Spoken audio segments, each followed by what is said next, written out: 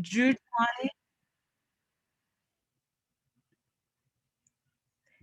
Okay, I'd like to take this time to introduce all of you to our incredible panelists. We have Drew Jalani, Dr. Keith Bagley, we have Everlyne Kimani, and we also have Kris Barnes, all of them here from the Corey community. And I would just like to give mini introductions to all of them. The first is Everlyne Kimani. Everlyne is a PhD candidate in computer science at Northeastern University. She is a member of the Relational Agents Research Group at Northeastern. This research group works on designing conversational agents for healthcare and beyond. Everlyne's research interest is all at the intersection of human-computer interaction, effective computing, and AI. She has worked on various research projects in this space. However, her current research focuses on designing and deploying intelligent multidimensional systems that promote behavioral health and well-being and improve users' task performance. Before joining Northeastern, she received her bachelor's in computer science from Benedict College, and she has interned at Microsoft Research and Effective Computing Research Group at the MIT Media Lab. So all of us give a warm applause to Everlyne, muted, while we continue on with the remainder of the panelists. I would like to also add, though, that Everlyne is really passionate about promoting diversity and inclusion in computing and science and research, and she has been a panelist at computing diversity events where she has engaged with students finding their way as scientists at various levels of their education. And last summer, she was a mentor at Effectiva's Empath 2020 educational program for high school and undergraduate students interested in developing their computer skills in emotion AI research. So great work. We also have Kris Barnes. Kris pursued his undergrad education at Hampden-Sydney College, where he earned a bachelor's degree in economics. After graduation, he moved to Washington, D.C. to work in management consulting. He was a consultant for 2 years before continuing his education at Johns Hopkins, receiving a master's degree in environmental science and policy. And after grad school, Kris began his career with National Park Services as a geographic information systems specialist. And throughout his career with NPS, he's held various positions and currently is a data analyst in the business management group, focusing on managing data systems and developing actionable metrics for parks to make sound business decisions. He's always had the desire to pursue computer science academically since his first class on the topic in college, but until he found the Align program at Northeastern, he found the barriers to obtaining a master's in computer science to be too high. So he's in his first year of the Align program and is really excited about the opportunities that the degree has created for him, and he is at the RU. And we also have Dr. Keith Bagley. Dr. Bagley is an associate clinical professor at Northeastern at the College of Computer Sciences, and he also serves as the Boston-based director for Corey's Align program, which focuses on broadening participation in computing via an accessible yet rigorous Bridge to CS program for non-majors. Keith joined Northeastern in 2019 after spending over 25 years in industry. He's worked in areas of strategy, research, software development, consulting, business development, and leadership, and he's helped lead initiatives in technology transformation and model-based engineering for a number of companies, including IBM, Xerox, Philips Medical, and more. So while working at these companies, Keith remained connected to academia by teaching master's level CS courses as an adjunct faculty member at a number of universities, and he earned his bachelor's in mechanical engineering from Cornell, a master's in computer science from Howard, and his PhD in computer science from the University of Massachusetts. He also holds advanced theological degrees, having earned his master's in divinity, as well as a doctor of ministry from Rockbridge Seminary. And then we also have Drew Jalani. Drew Jalani is not only a adjunct faculty member here at Corey, he also works in industry. And I would actually like Drew Jelani to introduce himself because everybody here on the panel is actually on the East Coast, but he is on the West Coast. So I'd love for him to introduce himself and explain more about what he does in industry, but also as a fellow aligner, as we have an aligner here on the panel as well. So it'd be nice for Kris to hear from an aligner to see where aligners have gone. Totally. Ashley is gracious. This is actually what happens when you're terrible at email and don't reply to requests for your bio. But thank you, Ashley. So like Ashley said, I'm a software engineer at Amazon. I'm also a part of the adjunct faculty at Northeastern on the West Coast. As Ashley mentioned, I am an Align graduate. I attended the Align program several years ago now. And through that process, I kind of realized my passion for teaching and mentorship. So I made it a priority to get back to the Align program and in order to help teach and to mentor students through the program. I've been a software engineer now for 3 or 4 years. Prior to that, I was a program and product manager for Amazon. Prior to that, I was in the Air Force for several years. So I've been able to kind of see how technology is working across several different industries. And I'm excited and passionate about learning how to apply technology to future spaces as well. Awesome. Yes. So very excited for our incredible panel. And now let's just hop right into it. So this panel is really going to be discussing identity in computing, but also how computing has influenced your work as technologists in computer science, but also how computing has impacted you in your personal life. So not just your work in technology, but also how your identity comes to play in technology. So the first question that I have for all of you is to tell us more about where you grew up and how that's influenced your experiences in CS, but also how your identity has influenced your work. And we can go in any order. So whoever would like to go first, we can go from there.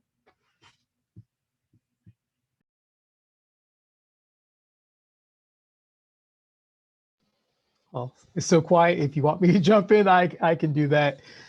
So Keith Bagley, I grew up in upstate New York, or what we call upstate. I was only about 60 or 70 miles north of New York City, but if you grew up in New York City, anything outside the city is upstate. So there you go.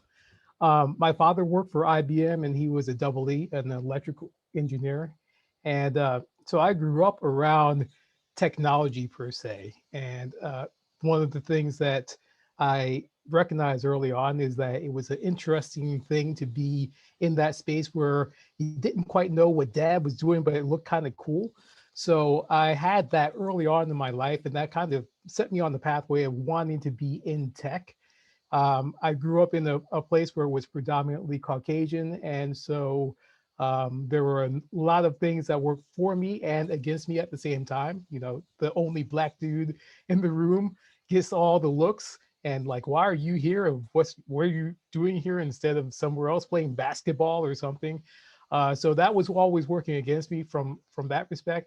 But at the same time, I had a lot of opportunities as well.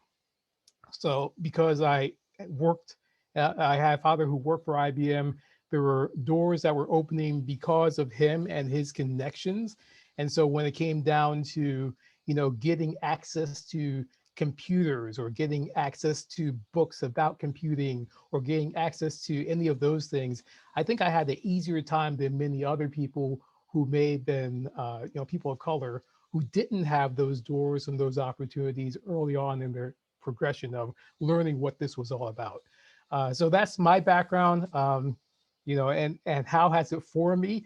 It is really informed the fact that every time I step into the room, it's almost like a flashback. It's like PTSD. Like, you know, you walk into a room, especially in industry when I started my career and I was one of a few engineers in the place, is like, here we are again, right? Back to stage one, like where it was when I was growing up. I'm the only one, or I'm one of only a few. And so, you know, my passion, of course, is to throw open the door so there's more of us, because it's not just about numbers, but it's about having that community and feeling like everyone is included. Yeah, I'll jump in next. I don't normally share this, but I think it'll be a good contrast to Keith's background. So I grew up in Kansas City, Kansas. My mom and my dad divorced when I was very young, so I didn't have a relationship with my father. And my mom was a single mom of 3 boys, and so I grew up watching my mom work extremely hard to provide us with the basic necessities. You know, clothes for school, food, stuff like that. And I also did not grow up with access to engineering role models. So for me, I actually didn't even know that software engineering was a thing until college. And by that point, I had already decided that I wanted to be pre-med. I think for myself and probably several other young Black kids, you know, I wanted to be a doctor, a lawyer. I basically wanted to make some money. And so there was like a few options for me, and computer science wasn't one of them. And I did not really, I didn't recognize my, I guess, talent in the space until far later. And so I would say that it wasn't until I was around 30, I'm 36 now. So it was probably around when I was 30 years old that I discovered that I had an interest in the space. And probably like several of you that are watching this, I thought I was too old, right? Like I was like, man, I'm 30 years old. I'm already a PM. I've got an MBA. I've got my bachelor's degree. But I was miserable doing as a PM. I was making okay money like I wanted to when I was a kid, but I did not enjoy the space. And so I made the decision to take the leap for computer science. I went to the Everlyne program, graduated, got the degree, or got my job as a software engineer. And I'd say that that's contributed to my identity in that I've done several things and have been able to succeed in several spaces. And so I think having had several successes over the years has allowed me to bring that confidence to my space. I'm not used to being the only Black guy. That's new. And I think because it's new, it doesn't impact me quite as much. Like I see it, but then I don't to some degree. But at the same time, I'm very passionate about getting others in. Like I very much recognize the difference between this space and previous spaces. And so I'm passionate about opening the doors so that this space becomes more like previous spaces. Thank you for that. Anybody else on the panel would like to contribute? If not, we can move. Yeah, I can join in. I guess I believe we all have like completely different backgrounds. So I grew up in Nairobi, Kenya, and it was an interesting interesting experience going back there. So I think the first time I actually interacted with a computer is when I was almost graduating high school, and that was because so the way the system there is structured was you have to do a national exam in order to go to university, and the national exam, what you got on the national exam determined the universities you got into. So at the time, since I wasn't aware of computer science, so what I decided to do was to follow in my dad's footsteps. And at the time, he was studying weather in climate and stuff. So I was like, okay, it seems cool. I can do that. So I decided to do that until one day I visited his work place, and I was like, so this is what you guys do. It seems very boring to me. And then I decided maybe I want to do something else. But my drive then was mostly I wanted to do something that I could make a difference with, either impact people in some sort of way. And I think that was one of the reasons why I thought I could go into studying climate and thinking about how the weather affects us. But then I realized I wasn't as interested in that. I was doing it because I had that particular role model and he was doing well in that. But then my older brother was at the time in IT, and he loved what he was doing and was trying to introduce me to everything related to that. So I was like, maybe this, but then I had to think about how am I going to make a difference with this? It's just playing with tech. I don't see anything else related as I can do with this. So at the time I thought maybe I'll go into aeronautical engineering and become an engineer there. But then I realized that given that at that time, if I was to take the path of going into climate, I was going to be offered a full scholarship into university. So my dad didn't want to pay out of his pocket to take me to do aeronautical engineering. And then I decided, okay, I'm gonna do it my way. So at that time, I figured out how to get a connection to scholarships here. And the way I got it was through another mentor who was mostly focused on women who were interested in particularly furthering their education in different places, regardless of the place it was. So we do have, the program itself has girls all over the world. So with the goal of mostly cultivating leaders in different spaces. So I applied to that program and I got in, and that's how I ended up in Benedict College, which was a HBCU. And so when I got there, it felt there was initial culture shock, but it was like a comfortable space to be in because the HBCU, always being surrounded mostly by Black people, which I was already used to living in Kenya, until you decide to go to graduate school, and then you realize, oh, it's a completely different atmosphere. But I think the thing that also carried me through at that point was finding my support group initially, and people that would help me regardless of which path I chose. So I think that to some degree helped me. And regarding identity, because it becomes trickier when and now you're at the intersections of two two minorities in the space of tech. So there is the women, and there is also being Black. So it's kind of a tricky thing that I found only with the support group I'm able to navigate this space. Thank you for that, especially in speaking to the intersectionality of not only being Black, but being woman, and how that affects how that impacts your experience in computing. Thank you for that. Kristen, do you have anything that you'd like to contribute to this question? Yeah, I'll go quick. So I grew up in Virginia Beach, Virginia. My dad actually was in weather. He was a forecaster for NOAA, but I didn't really have an entrance into tech or computer science until college either. We had a computer around. I wasn't one of those wonderkins that was like breaking it down and fixing it and learning how it worked. It just kind of sat in the corner. And I didn't really play video games either. I literally the only thing I wanted to do was play soccer. So I was outside all the time, and then kind of getting into undergrad and really had an affinity for economics. And even then we weren't using like any of the statistical programming back then. It was more just getting it in Excel and like doing more of the analysis at the higher end. So I didn't really have an entrance in it or an interest in tech until my master's program, when I ended up doing geographic information systems and getting the job as an analyst. And the person told us like, analysts are kind of going away. Like if you want to actually do something interesting in this space, you're going to have to start programming. So that's kind of like where I started. And I was like, oh, this is really interesting. I actually like solving problems with programming and not just like working in a system that's already been built for me. How can I tinker with something, like starting to get back into like, oh, I should have used that computer a lot sooner that we bought. Yeah, so in that sense, that's really where my entrance into computer science came around. It's like since I had graduated, like 2008, I've started and stopped some type of program online and just done like, how can I just learn as much as possible, and just never really got it to take off. And in this program, like not having a CS background and being able to go through the line, it's been just like a complete boom that I'm able to get this education and then move into a space that I've like wanted to be in for like the last decade or so.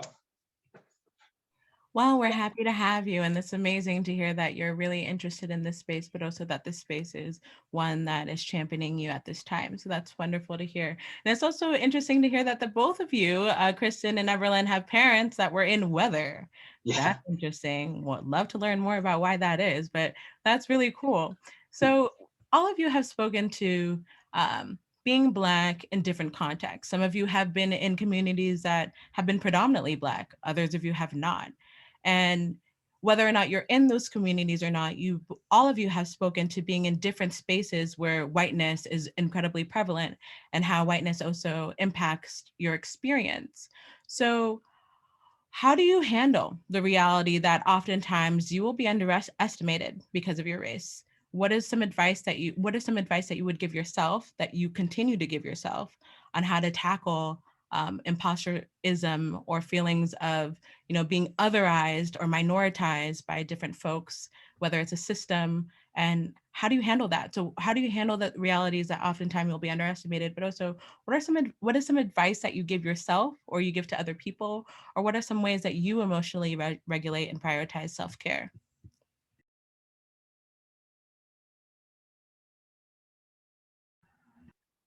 Yeah, I can go fast. As I just mentioned, mostly for me, it's the support group and finding also, first of all, those people you can vent to, but at the same time will like put a mirror in front of you and ask you to look at yourself and think, just why do you think you cannot be able to do this? Why do you think that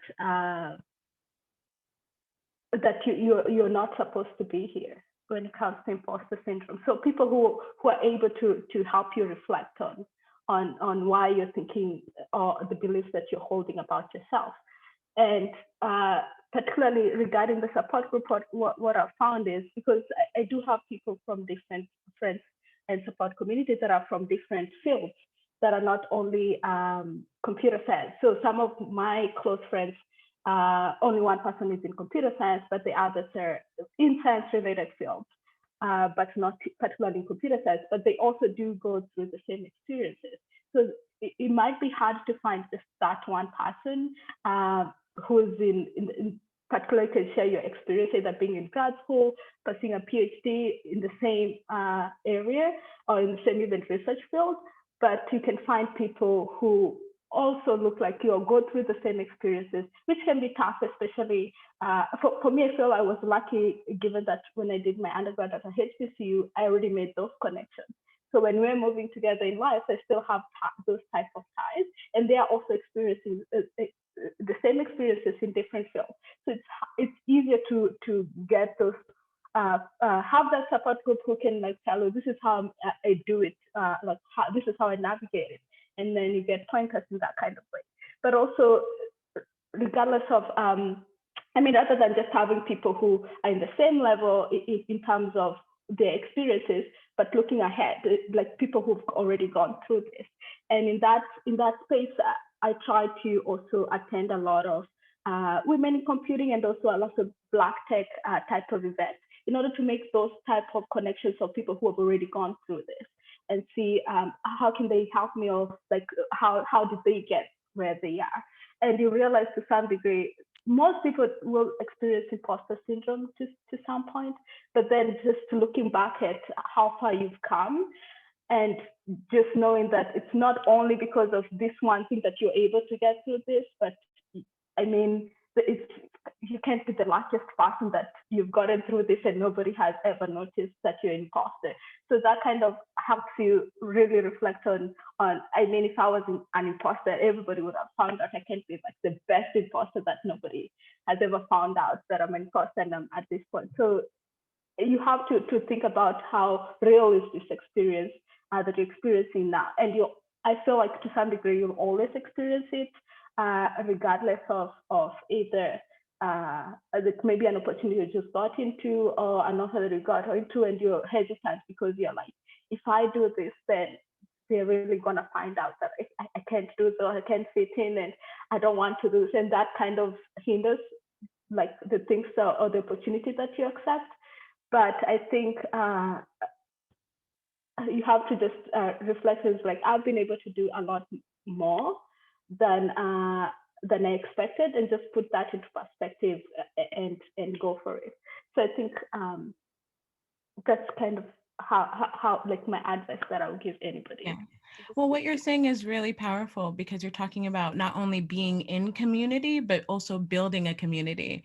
And I know Keith has been talking about that a lot, not only in talks at Northeastern, but also at the Wit Regatta and other places. So Keith, I'd like to call on you a bit and talking about, what you mentioned about your crew and building your crew and your personal board of directors and how that goes, because I think that deeply aligns with what Eve is saying. Yeah, absolutely. And I co-sign on everything Eve said. Really, we're in this together as we're going out and navigating our journeys. What you really want to do and what we all really want to do is make sure that you have people who are there who can help maintain your sense of sanity as you're going through hard times, but also nudge you when you're not doing what you need to be doing as well. So there's a sense of accountability. So having people in your circle who can pick you up and dust you off and say, yes, you can do this. Don't believe the lie. And it's interesting because on one of the platforms that I have, I was talking about a number of things, but number one, don't believe the lie. Whatever that lie is, don't believe it, because you have to know your own identity. You have to know who you are first. And once you have that as your core, then things may come, things may go, but and you're centered on what the truth is. Having people who can reinforce that around you and surrounding you is an excellent thing. And so making sure that we have community to do that is important. In addition to that, making sure that we give back to those who also are rowing in the same direction is important as well. And so there's like this force multiplication that happens as we're building our crew and we're traveling this journey and making sure that we're all reinforcing those positives, but also giving some accountability to each other as well. So if I'm not doing what I need to be doing, I need someone who's a close confidant to say, you know, you really need to be doing X instead of Y. And you know it. I know you already know it, but I'm telling you because you trust me and I trust you. And so I think as we're going along this journey, having that crew to help do that, but also realizing that sometimes it's not us, right? Sometimes it's like, it's the system, it's other things. And rather than fighting against that so much, let's just build our own stuff, right? I mean, sometimes it's like we're waiting to be invited. It's like, you know, after a certain point in time, is time out for waiting. And maybe that's just not for us. So let's build our own, because when you're invited into spaces, then that means that the space is not really yours even. So I think part of the thing is to recognize that being invited and being able to build a crew and engage in those places is good, and we need to do that. But sometimes we need to say, that's fine, but we're coming over here to build our own stuff, because ownership is what we want as well, not just an invitation. We want ownership. And so I'm not sure if I answered your question, Ashley, or not, but I think all of that, it has to be a holistic approach. And at the end of the day, don't believe the lie. One of the things I put out on Facebook a while ago is, you know, for those of you who are wondering, why do we have Black History Month? Here's a quick primer for you, just a little taste of this. Egypt is and always has been in Africa. And so, you know, all this whitewashing that's happened over the years, if you didn't know that, this is part of why we need Black History Month, just as an entry point. So don't believe the lie, understand who you are, make sure that you have your identity set, and then you can overcome any other obstacle because you have your crew with you, you have the truth with you, and you have the motivation to press through whatever obstacle comes up. Thank you for that, both of you. It is not us. And learning more about that and knowing who you are and building your crew in the process is really integral here. Anybody else, Drew or Kristen? One thing I wanted to add, I actually co-sign on everything. I think you all just kind of like shrunk my comment down by like 80%, which is fantastic. But I'll add two points. I think it's important to always decouple what everyone else thinks about you from what you think about yourself. I think it's easy to, like, if those things happen to align even remotely, it's easy to think they're the same thing, but they're not. Like, you can control what you think about yourself.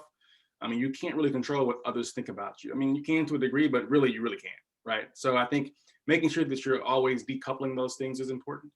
And then particularly for aligners, I think it's important to recognize that our field changes extremely fast. Like, being a student never stops in computer science. Like there's always a new technology, a new stack, a new, you know, there's always new stuff to learn. And so you'll always find yourself not knowing something.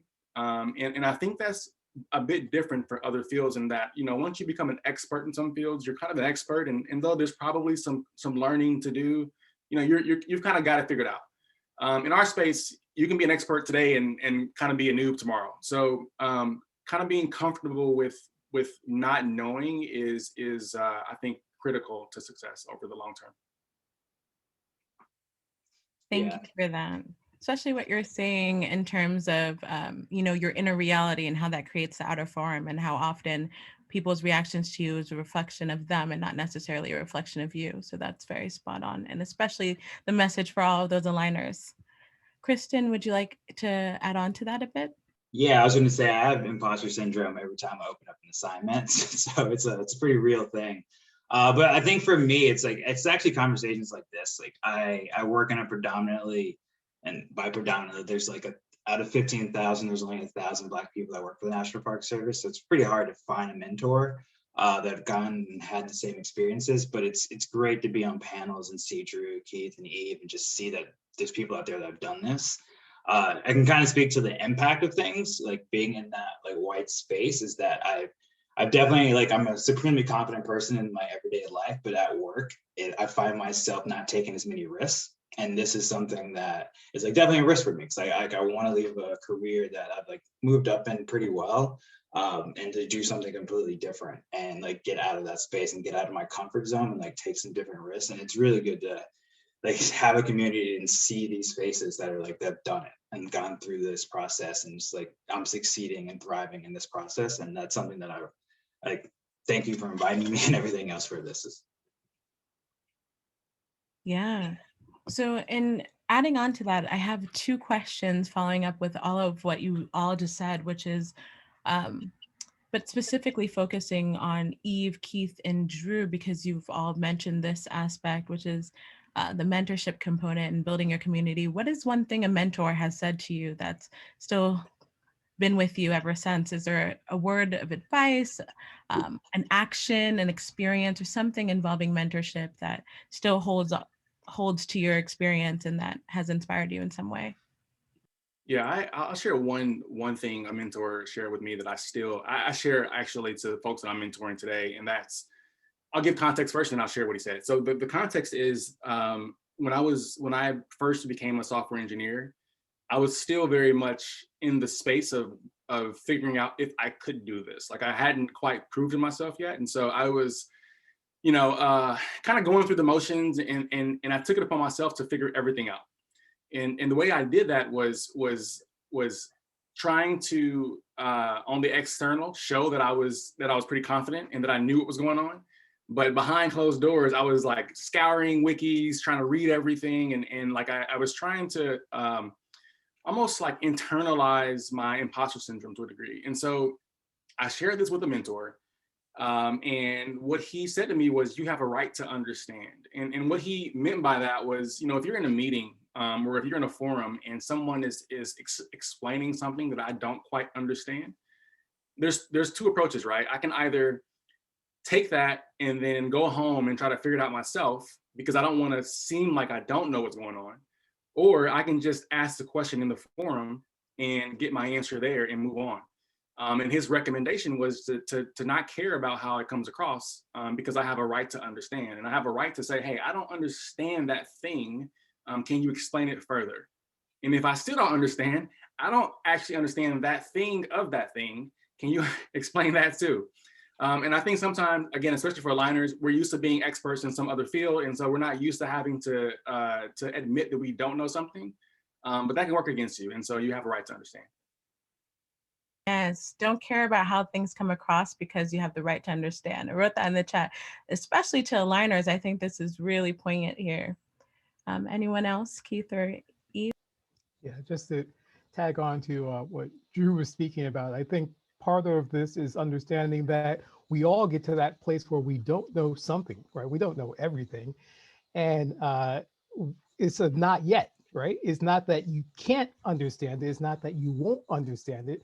And even some students, some of my students are taking 5004. Hey, y'all, we went through a pretty rough couple of modules, and it's not that you can't get there. It's that maybe not yet. It hasn't stuck yet. You haven't gotten all the pieces connected yet, but it's a progression, right? So we're all learning. And so one of my mentors said, keep learning, right? Just keep learning and have your mind and your heart open so that you're always in learning mode. Even if you're the expert, the expert, again, is only for a moment and things change. And so now you have to learn something new. So keep learning, keep pressing. And if you get stuck on something, it's not a never, it's a not yet. Keep pressing through and ask for help. That's the last thing is that, again, we're in a journey together. There's no shame in asking for help. I will tell you, I'm like looking all over the place, asking people questions all the time because I will tell you, I don't know. It's not, I'm way too old. And I know some of you are beginning your careers, but I'm at the point where, look, I'm coming in for a landing here. So I don't care. I don't know. Help me. Somebody help me, make me better, grow with me. And that's where I am. And I think we all have to have that in ourselves to be comfortable in doing that and be comfortable in being a little bit vulnerable, right? Because when you say, I don't know, or I don't get it yet, you're opening yourself up to pot shots, but you have to be vulnerable to a certain extent so that you can get the good stuff from the people who are on your crew. Definitely. I think the last thing I would add to that is, for me, is mentor who has always asked me why. But sometimes we need somebody to ask us why and to listen to why we're explaining, until it gets to a point where we realize ourselves that to some degree those are excuses that we're having, and we're trying to justify our inactions. So just having the person who asks why and just listens until you get to a point where you realize, actually, I've already answered my question, and and this is the action I should take. Because sometimes we're hesitant to take actions, or to do something, or to move forward with something, mostly because you're trying to hold on to a comfort zone. So having that mentor who asks you, why is that the case? Why? And just waits to listen. Thank you for that. Kristen, have you had any mentors, especially now in this time as you've transitioned into a new field, that have inspired you in any way, or just at any point in your life? I was going to say, I'm just picking up gems right now from these three. This is great. Yeah, I think the big thing that I've always, especially again, getting back to the National Park Service aspect of things, is that because we are an organization that struggles with getting diverse candidates into the service and work for the National Park Service, it was always there's always going to be eyes on you, and you have to be doing things like in a certain way. So kind of like leading with how you just like want to project yourself, and like you can be in these spaces, like have the confidence to just say that you're here for a reason, and that can cascade down to see other people can see you in this space, and like open up those types of opportunities. It's definitely one of the more thought-provoking things that I've had a mentor say to me. That's great. Thank you for that. And speaking, the next question that I had for all of you was, what advice would you give some Northeastern students about what they should take advantage of at Corey, but also at Northeastern? But I think all of you have spoken to that.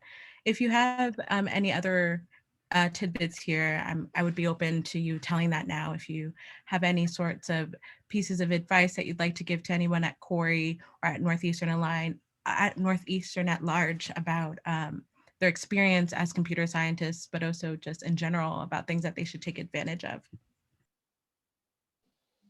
I'll just throw one plug in. Don't just be an academic. Make sure that you connect with other aspects of Northeastern life. So whatever clubs are out there, whatever other communities that intersect with what your passion is, take advantage of that, because you're a holistic person and you should be living a holistic life at school, but also carrying that forward. And big plug for Code for the Culture. If you don't know about it, Ashley can tell you about it after this session. And yeah, so if you're BIPOC, definitely, or anyone really, but definitely for BIPOC, if you're interested in that, computer science, join that club. Yes, definitely. Code for the Culture is one of the highlights of my experience as an advisor at Corey, as a staff advisor for Code for the Culture. Keith is the faculty advisor for Code for the Culture. Code for the Culture is a club that's specifically designed for Black and Latinx folks and allies that are in computing. And there are a bunch of different events that are had. And actually a member of Code for the Culture will be leading the Q&A alongside me. So you'll get to meet Sandra soon.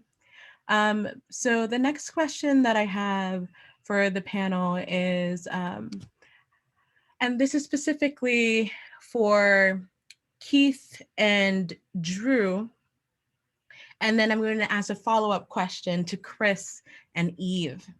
So the first question I have to Keith and Drew is, how do you both in your lives, in your work, nurture the next generation of Black computer scientists? What does that look like for you? Yeah, that's a great question. Part of what I try to do is create opportunities and learning opportunities for growth, as well as more space. I think it's really two things. We have to open the door wider so more people can come in. But once they're in, how do you help them thrive, right? Just getting numbers is not the end of the game.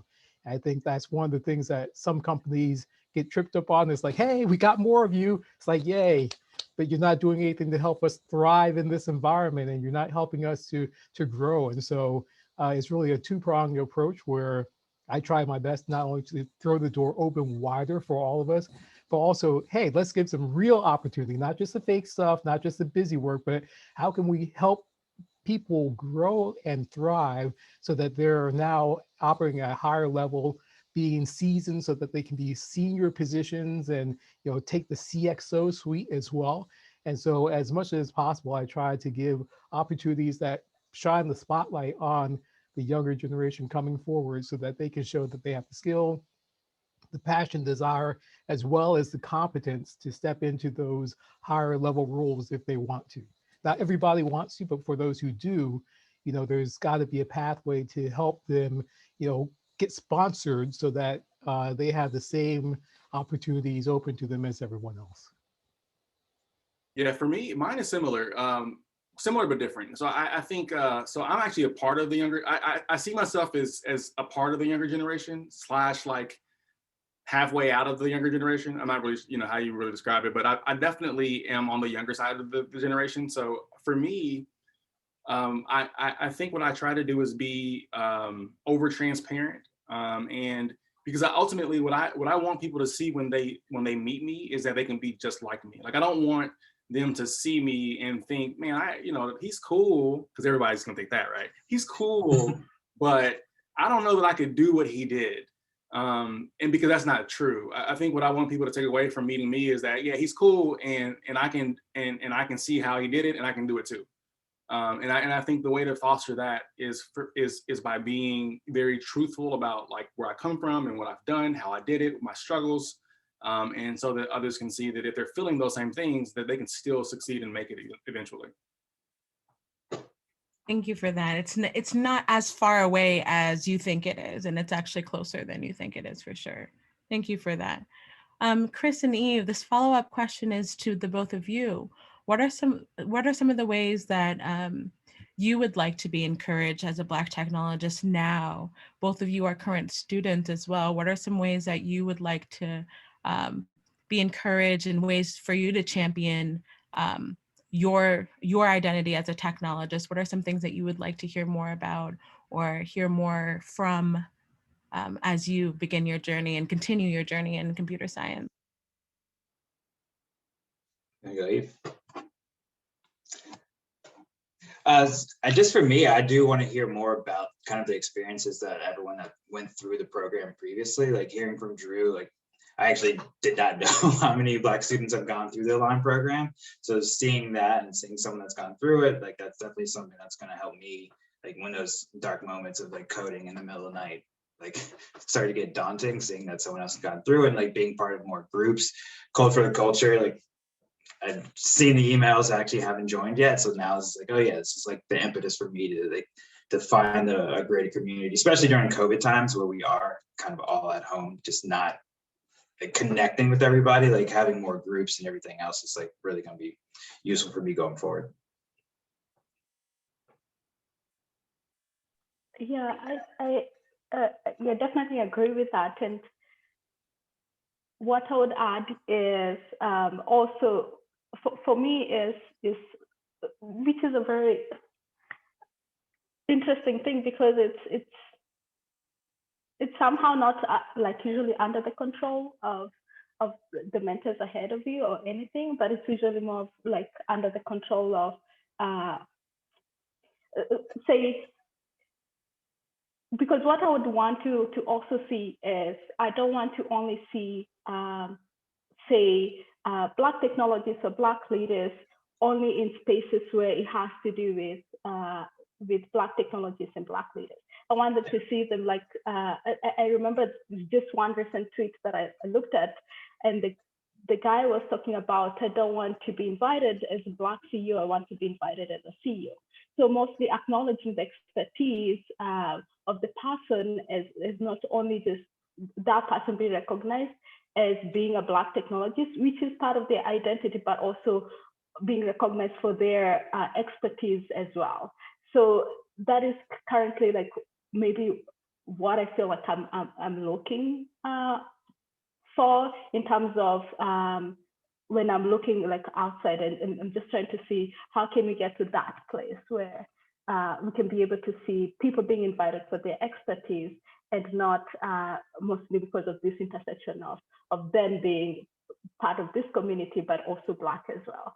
So yeah, so I think that is definitely one of those. Yes, thank you all for that. So we're going to switch gears a little bit in terms of the questions, and I have 2 more questions for you all, and then we're going into an activity and then the Q&A. So the next question that I have for you all is, have you had an experience where you've had to tackle bias head on that you're willing to share, whether that's been in academia or industry? And we can start with whoever's comfortable to go first. Yeah. Actually going through a process right now at the business management group that I just joined. We host one of the kind of the more prestigious internships for the Park Service. So it's all of the Ivy League schools that are coming to this the park and do a business plan for the summer. And of the 300 candidates, I interviewed 20 people or so that got down to the 3rd round, and not one person of color. And it's something that we kind of hide behind within the Park Service. It's like, oh yeah, well, it wasn't us. Like we can't deal with the pipeline. We can't do this. It's like, well, look where you're recruiting and like everywhere you're going. And it's something that like I specifically said, like, I don't feel comfortable doing this process. Like not one person of color was interviewed for this internship. And it's one of the internships that you get direct hiring authority, and it's notoriously incredibly difficult to get into the federal government without some type of status. And this is one internship that gives you status, no compete after you finish the program. And I just like, I stopped during the interviews that like, we need to start thinking through how we are bringing along the new generation of students that are people that are going to be coming into the service. And to the credit of my team, they actually listened to me and kind of internalized it. And we're putting together a group that's going to be essentially doing the same type of thing, but focused directly on HBCUs and going that way, and like starting to develop more programming around like getting direct hiring authorities for different groups, because we've done it one way for a really long time and we can see it's not working. Thank you for that. Adding on to what Kris said, I would add to the question too, and not only say, have you had the experience where you've tackled bias that you're willing to share, but also how have you advocated for yourself to make the space more inclusive, or how have others advocated for you? Yeah, I think so for me, I've had situations personally, but what I'll share is I've been at Amazon for 6.5 years. I think that I've done probably like 300 interviews since I've been at Amazon, so a lot actually. And I've in the last year, I've made it a personal mission of mine to like call out bias when I see it, like verbally call it out. And I've gone to battle on several occasions for candidates. And one of the things I like about Amazon's interview process, there's several things I don't, but one I like is that you go through several interviews with different people. And then after the fact, we as a group come together and discuss the feedback before we decide on the candidate. And so that's allowed me to, because I've interviewed so many times and I'm considered a fairly senior interviewer at this point, it gives me a bit of weight that I can throw around. So one case in particular, we've been trying to increase the number of Black or women interviewers in the case where we have a Black or a woman interviewee. So I've been included on a lot of Black interviews in the last probably 6 months. And I had a candidate who was very sharp, a very good candidate, knew their stuff. They were a new grad. And he went through a loop without a Black interviewer, and the feedback was negative and they weren't going to hire him. And the recruiter, who is Black, emailed me and asked me to look at the feedback and look at the code that he wrote and give my feedback.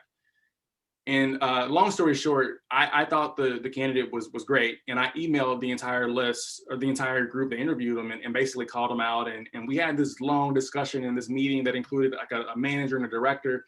And eventually the candidate was hired. So getting back to your question, I think for me, the way that I've tried to, that this has impacted me, and that I hope it benefits me, is through impacting it for others, or trying to help others and pull others up. Because I think eventually when we pull others up, we'll have this community of us that we can leverage and can be used for our own benefit. Yeah, I can jump in as well. After 25 plus years of experience in industry, I look at all the great things that Kristen and Andrew are doing, which is fantastic. I do want to call attention to the fact that getting in the door is just half the battle. Once we're in the door again, what are the opportunities? What are the ways that we help each other thrive and rise up? Because, in my experience, what I've seen is we're there, and maybe sometimes we're there more than others, but then the opportunities for upward mobility are not always there, and they're not presented to us. And, the good old boys network is still in effect, and it's not just working against people of color, but it's also against women, right? The good old boys they really are good old boys, right? They're boys. And so, that network and that lack of sponsorship to be able to bubble up to the top is something that we're continuing to fight against and to break down those barriers. And so when I was in technical sales for my last company that I worked for, I was the only Black technical sales manager in the East Coast, up and down the coast. It's like you got 400,000 employees, you've got 60,000 salespeople. How is this happening, right? How do you manage that? And so it's one of those things where, again, that thriving and opening access and giving people opportunities for those marquee projects, so that when the spotlight comes in, when review time comes, there's some real receipts that we can say, Ashley did X, Y, and Z, and there's proof here, right? And so now you can't deny her the mobility to move up. And so I think that's the thing that we have to continue to press on. I think it's great to have more of us, and that's step one. We have to do that. But once we're there, we can't be satisfied with just being there. There has to be those pathways for success and pathways for growth, and just everything that allows us to thrive and have the same opportunities as everybody else. Thank you for that, both of you. Adding on to that, I have a question, Keith, that you can ask, and it's also what Drew said in the chat, but can you differentiate the difference between mentorship and sponsorship and how that looks like, especially in the context that you described? Yeah, so mentorship is something that we can do one-on-one peer mentoring. You may have someone who's a more mature person or more seasoned in some technology, giving you tips on how you can sharpen your saw, be better at whatever you do, and kind of acting as a coach. The sponsorship is someone who actually is a position of authority, power, influence, who can speak on your behalf when you're not there, right? So this is the person who has the social capital, the political capital at work to open up their so-called credit card for you, throw it on the table and say, I believe in this person, give them this opportunity, and they're putting their credibility on the line. So if you don't show up, then you kind of drag them down too. But that's the sponsoring role, where when you're not in the room, when all these decisions are being made. Again, as a manager, I would go into these meetings and we're talking about all these people who are working for us. And you're sitting there saying, but I know this other person, they don't report to me. I see their work, they're okay. Why are you talking them down? But there's, without a sponsor there in that room, people are getting trashed and everything. And maybe not at every company, let me be very clear. This is not happening at every company, but where I was working, this is what was going on behind closed doors. Having someone there to sponsor you and throw their credit card down and say, wait, hold up. No, this is what the truth is about this person. This is what I've seen. And let's give them this opportunity to show you that they can actually do this work. That's really important, because without that, all these other things, smoke and mirrors happen behind the scenes and then you wonder, well, why didn't I get promoted? What? Well, I'll tell you why. This is why. So it's important to have the mentor, definitely. It helps sharpen our saws, but it's important to also have sponsors as well, because those are the ones who are breaking open their credit card and speaking for you and really making those doors stay open long enough to push through, and then you can have those opportunities to grow. Yeah, I have both. I want to just jump in because I have mentors at Amazon, but also have one sponsor. He's in my org. He's a L7 engineer. He's a PE, a principal engineer. And the way that this kind of bubbles up is I look at it as a push versus a pull. My mentors, like I kind of drive those conversations, but Gavin, who's my sponsor, well, my org has a sponsorship program, and so Gavin is actually on the line to help me. So in my org, if Gavin doesn't use his capital, like Keith described, then it looks bad on Gavin because he's expected to use his capital to pull me up. And so I think when folks are getting into these careers at big tech companies, seeking out sponsorship programs or sponsors in general is definitely something you want to prioritize. Thank you for that. That's something that I actually did not know that. So for everyone in the room, that knowing that there are sponsors out there that are actually held accountable to their sponsorship is huge. So thank you for that. Kris, do you have anything that you'd like to add to that, or no? I think they nailed it. Okay, cool. So moving on to the next question for all of you. We're speaking about sponsorship. We're speaking about industry at large. And this leads me to ask more about different issues in technology and industry at large. So we're switching gears again a little bit in this final questions before we wrap up before the activity. And that's, it's a larger one in the sense that it's asking what socio-technical issues that are happening right now that are really prevalent on your mind, that interests you, especially in terms of the juncture of technology and identity. So what are some of the socio-technical issues in technology right now that are impacting you, but also ones of interest right now?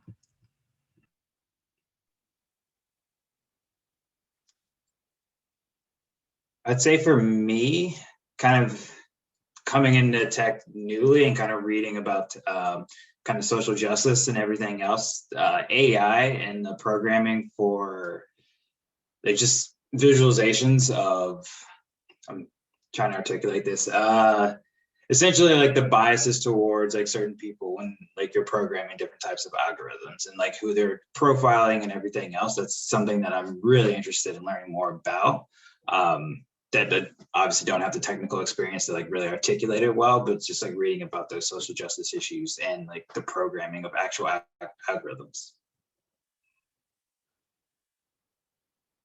I think for me, it's centered around access, access and retention. Keith talked about the retention piece, like DEI and getting folks in these companies is like all the rage right now, and it's all the companies talk about. But you'll find that once you get in, there's almost no support in keeping you there. Whether we're talking about growing you to the next level or helping you resolve any gaps in your knowledge, like there's none of that. And a lot of big companies actually have like time required, like you have to get to so the first level is your entry level, and then you have to get to the next level in some amount of time. And if you don't know that, right, and then you don't make the time, then you let go, which is a problem. And then the access piece is just the fact that there's still so many of us that just don't have access to the right tools, the right education, the right people in order to be exposed to and or succeed in this space. And so they're not, those issues aren't really technical, but they're definitely on the socio side of the tech issue. Thank you for that. So we're at 1 o'clock. I wanted to share this link with all of you in the chat. And this is basically a Jamboard link. So we wanted to just a couple moments, brief moments for you to just write in a sticky note a word, a phrase, or anything that's resonated with you during this panel discussion, just so that we can keep this all with us as we continue on this conversation, because Black history is American history. It's not just this month, but it's longstanding. So here is the link for the board. Feel free to just write on the sticky note a word, a phrase, a feeling, a sentiment, a final action step, whatever's on your mind as a result of this panel and your participation in this panel and in this event. Feel free to write in the Jamboard and go from there. And we're now going to open it up for the Q&A. So I'm going to bring Sandra from Code for the Culture to read some of the questions all of you have. You can write in the chat, or you can also DM me. I changed my name as well, because I know that there's some folks here with my name because I sent them a link. So we can, Sandra, if you'd like to unmute yourself and turn on your video, we can get started in the chat and you can ask away. And I'll also pin Sandra here. Let's see. Okay, I think you all should see her, but yeah. Sandra, take it away. I'm muting myself now. Hello. Questions to come in.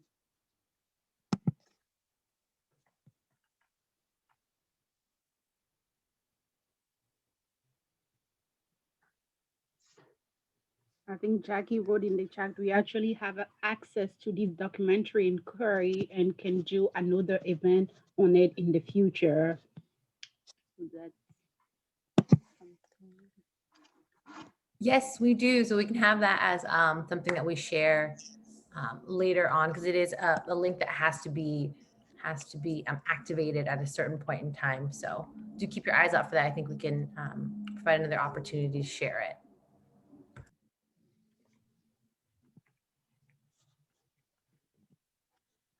Cool. And if anyone is uncomfortable asking the question out loud in the chat, you can unmute yourself. You can DM Sandra. You can DM me, Teams, anything. we have a question here.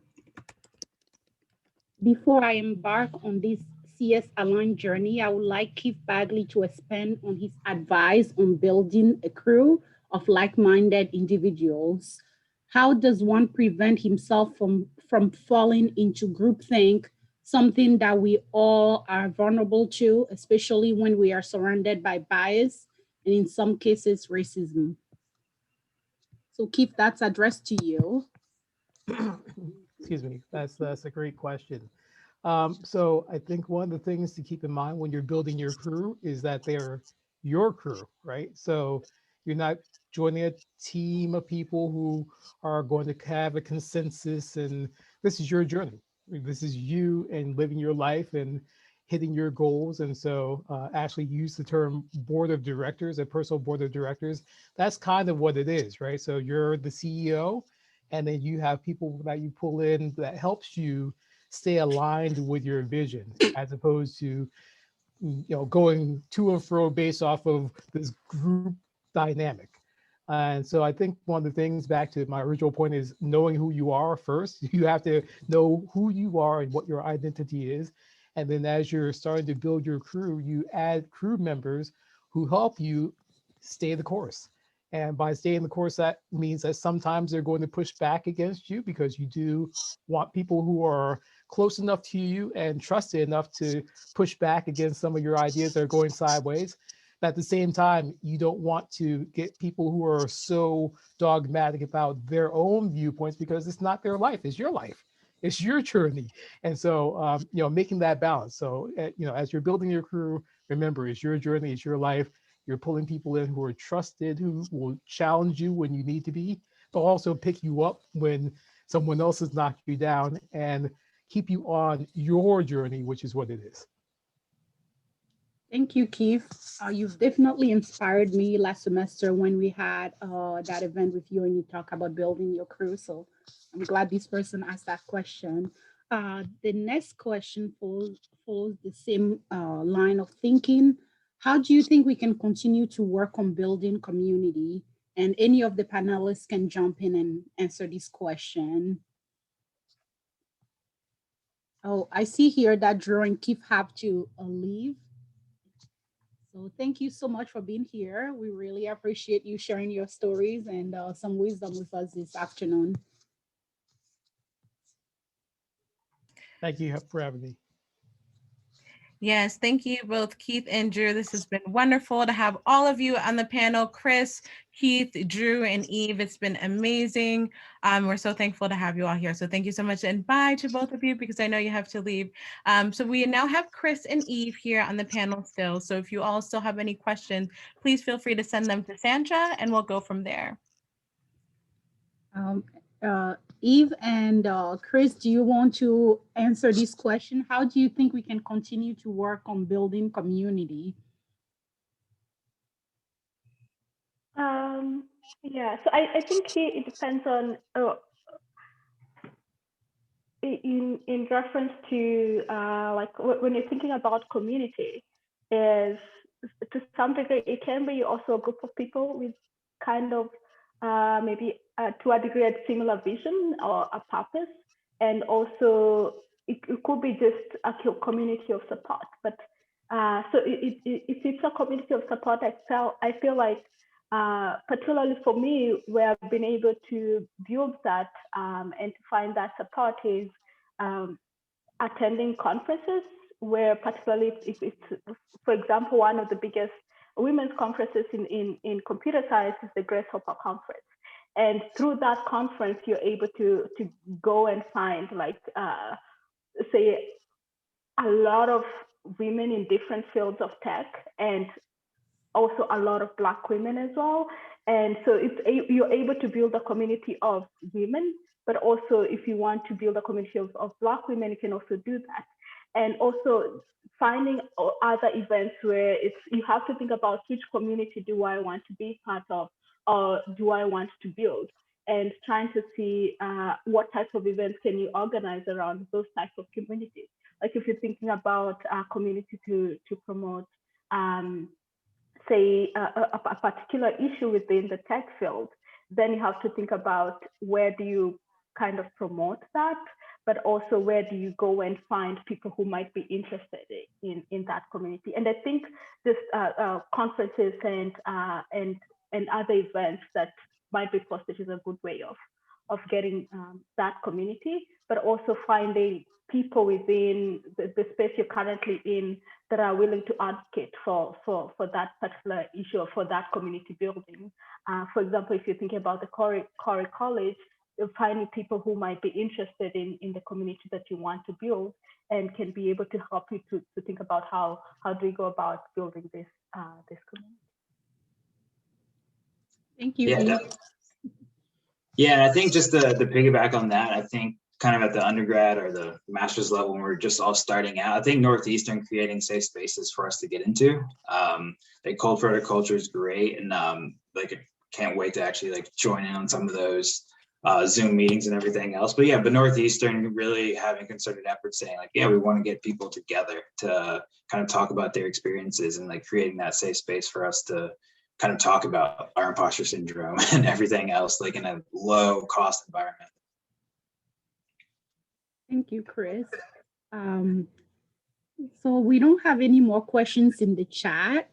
So we're going to wrap up the event early. Thank you everyone for coming. And thank you to our wonderful panelists for sharing their wisdom with us today. Thank you, Ashley, I would like to everyone. take it from here. Yes, thank you, Sandra, member of Code for the Culture and a current aligner, for helping with the Q&A. Sandra did an incredible job. Thank you, all of you, for attending the event today. Thank you for listening to our incredible Black technologists here at Corey. And we're so excited to have all of you in attendance and more to come for events in the future. Bye, everyone. Thank you, Eve, Kris, Drew, and Keith. Thank you, all of you. It's been amazing. Bye.